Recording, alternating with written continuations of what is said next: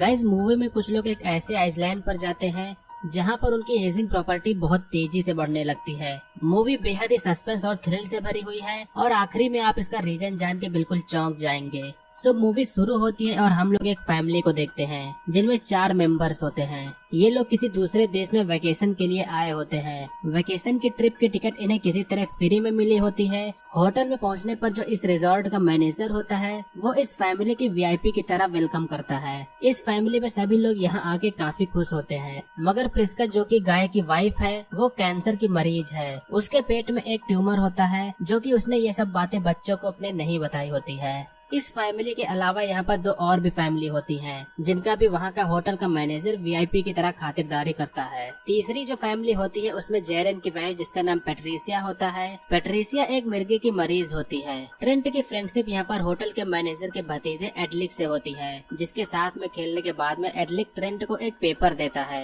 एडलिक का यहाँ पर कोई भी फ्रेंड नहीं होता है, इसीलिए ट्रेंट का फ्रेंड बनने के बाद में वो काफी खुश होता है। अब अगले दिन वो मैनेजर इन फैमिली वालों के लिए एक बीच पर जाके मजे करने का प्लान उनके लिए बना के देता है। वो ये भी कहता है वहाँ सिर्फ कुछ लोग जो कि स्पेशल होते हैं सिर्फ वही लोग जा सकते हैं। जिसके बाद में गाय और प्रिस्का के ऐसा सुनने पर वो लोग काफी ज्यादा एक्साइटेड हो जाते हैं और जल्द ही बीच पर जाने के लिए वो लोग निकल भी जाते हैं। इनके साथ में एक और फैमिली होती है। जल्द ही वो सभी लोग वहाँ पर पहुँच जाते हैं। बस का ड्राइवर बस को मंजिल से पहले रोककर वहाँ का रास्ता उन सभी लोगों को बता के अब यहाँ से वापस लौट जाता है। अब ये सभी लोग बस थोड़ा चल के आखिरकार बीच पर पहुँचते हैं। बीच का व्यू बेहद शानदार होता है। सभी बच्चे लोग इस जगह पर आके खेलना शुरू कर देते हैं। दूसरी फैमिली में चार्ल्स, उसकी वाइफ क्रिस्टल और उसकी बेटी कैरा होती है। कैरा ट्रेंट और मैडॉक्स के साथ में खेलने लगती है। खेलते समय बच्चों को उस बीच पर कुछ पुराने सामान पड़े हुए मिलते हैं। ऐसा लगता है कि पहले जो भी फैमिलीज यहाँ पर आई थी वो इन्हें ले जाना भूल गई है। ट्रेंट हाइड एंड सीक खेलते समय पानी के पास में छिपने के लिए जाता है तो उसे एक लड़की की लाश वहाँ दिखती है।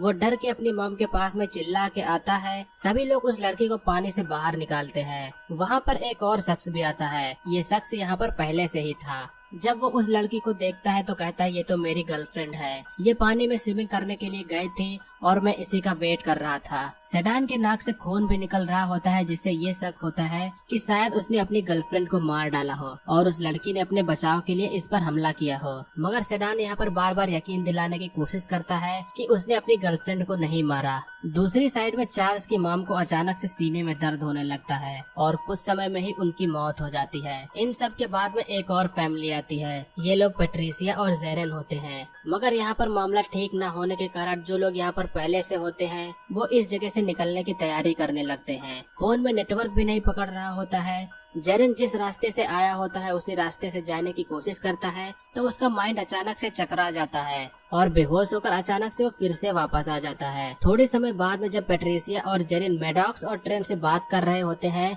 तो यहाँ पर ट्रेंट और मैडॉक्स की उम्र अचानक से बढ़ चुकी होती है। वो दोनों 6 और 13 साल के थे, जिससे कि बढ़ के अब वो लोग 10 और 17 के हो चुके होते हैं। उनके मॉम डैड उनको देखकर बेहद ही हैरान होते हैं। उन्हें बिल्कुल नहीं समझ में आता है कि आखिरकार हुआ क्या है। जो लोग भी उस जगह से निकलने की कोशिश करता है वो दोबारा बेहोश होकर फिर से वही जगह पर आ जाता है। यहाँ पर किसी तरह बच्चों की उम्र बेहद तेजी से बढ़ रही होती है। कैरा जो कि 4 साल की थी वो बढ़ के अब 8 साल की हो चुकी होती है। कुछ समय बाद में सभी को पता चलता है कि इस जगह पर समय काफी तेजी से बीत रहा है, जिससे लोगों की उम्र बढ़ रही है। जो लोग पहले से बड़े हैं उनमें तो कोई बदलाव नजर नहीं आ रहा है, मगर जो बच्चे छोटे थे उनका शरीर काफी तेजी से बदल रहा है। यहाँ पर जितने भी लोग हैं उनकी फैमिली में कोई न कोई किसी न किसी बीमारी से ग्रसित होता है। पैट्रिसिया को मिर्गी के दौरे आते हैं। प्रिस्का के पेट में ट्यूमर होता है। सेडान को भी एक रेयर बीमारी होती है जिसमें उसकी नाक से खून आता रहता है और चार्ल्स को दिमागी प्रॉब्लम होती है। चार्ल्स के मन में अचानक से कुछ ऐसा आता है जिससे वो सेडान के फेस पर चाकू से कट मार देता है,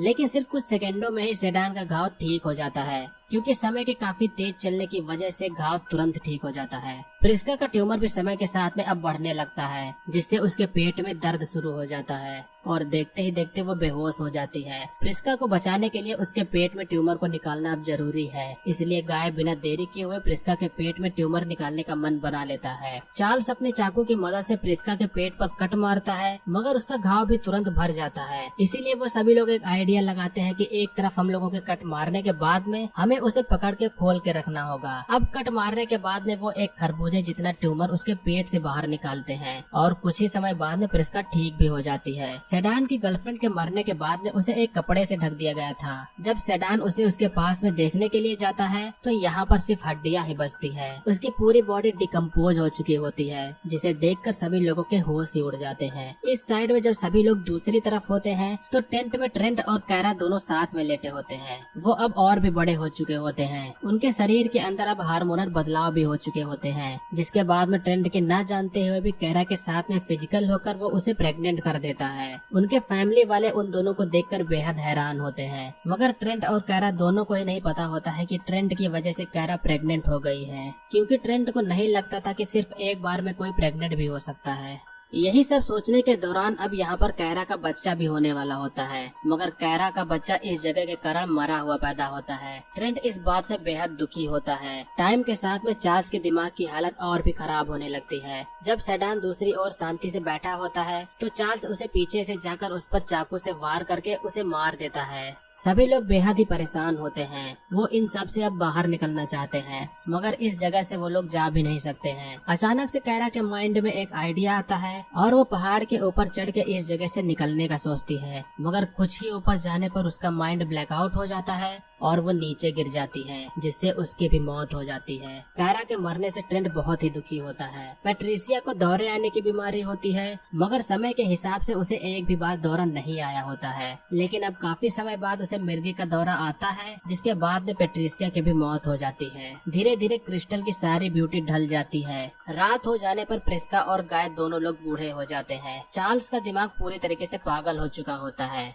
वो किसी के भी ऊपर हमला करने लगता है, जिसके बाद में प्रिस्का एक जंग लगे चाकू की मदद से चार्ल्स के ऊपर हमला करती है, जिससे उसकी पूरी बॉडी में पॉइजन फैल जाने के कारण उसकी भी मौत हो जाती है। सभी लोगों के मर जाने के बाद में आखिरी फैमिली बचती है, लेकिन समय के इतना तेजी से चलने की वजह से प्रिस्का और गाय की भी मौत हो जाती है। अब सिर्फ यहाँ पर ट्रेंट और मैडॉक्स बचते हैं। अब अगला दिन आता है। ट्रेंट और मैडॉक्स पूरी तरह से वयस्क हो चुके होते हैं। उनके पास में अब सिर्फ 13 घंटे बचे हुए होते हैं, जिसके बाद में वो भी ओल्ड होकर मर जाएंगे। अब आखिरकार करना क्या चाहिए उन दोनों को बिल्कुल भी समझ नहीं आता है। इसीलिए ट्रेंट मैडॉक्स लास्ट बार में रेत का महल बनाने के लिए खेलने को कहता है। खेलते समय अचानक से ट्रेंट को कुछ ध्यान आता है। एडली के साथ खेलते समय उसने ट्रेंट को एक क्लू दिया था, और जब ट्रेंट उसे सॉल्व कर लेता है तो ट्रेंट को यहाँ से निकलने का आइडिया पता चल जाता है। वो दोनों लोग समुद्र में जाते हैं और तैर के यहाँ से किसी जगह पर जाकर निकलने का ट्राई करते हैं, लेकिन आगे बढ़ने पर मैडॉक्स का कपड़ा किसी पौधे में फंस के अटक जाता है, और ये सब चीजें दूसरी साइड से एक दूरबीन की मदद से वही बस का ड्राइवर देख रहा होता है। वो फोन पर कहता है कि आखिरी में बस ये 2 लोग बचे थे,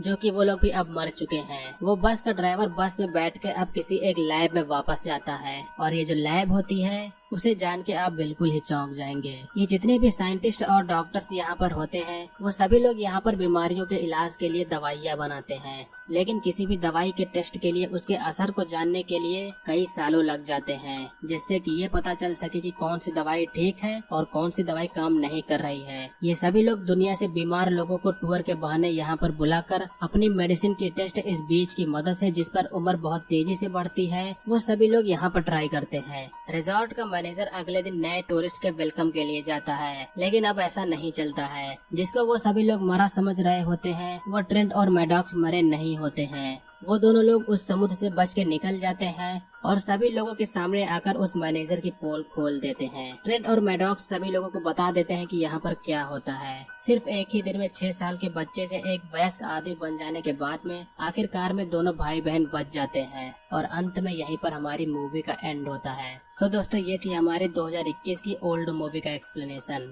मूवी काफी ज्यादा थ्रिल और सस्पेंस से भरी हुई थी। उम्मीद करता हूँ कि आप लोगों को मूवी का एक्सप्लेनेशन पसंद आया होगा। अगर आप लोग को एक्सप्लेनेशन पसंद आया हो तो हमें कमेंट करके जरूर बताइएगा, और वीडियो अच्छी लगी हो तो लाइक करिएगा। चैनल पर नए हो तो सब्सक्राइब जरूर करिएगा। आज की वीडियो के लिए बस इतना ही। मिलेंगे अगली वीडियो में, तब तक के लिए बाय।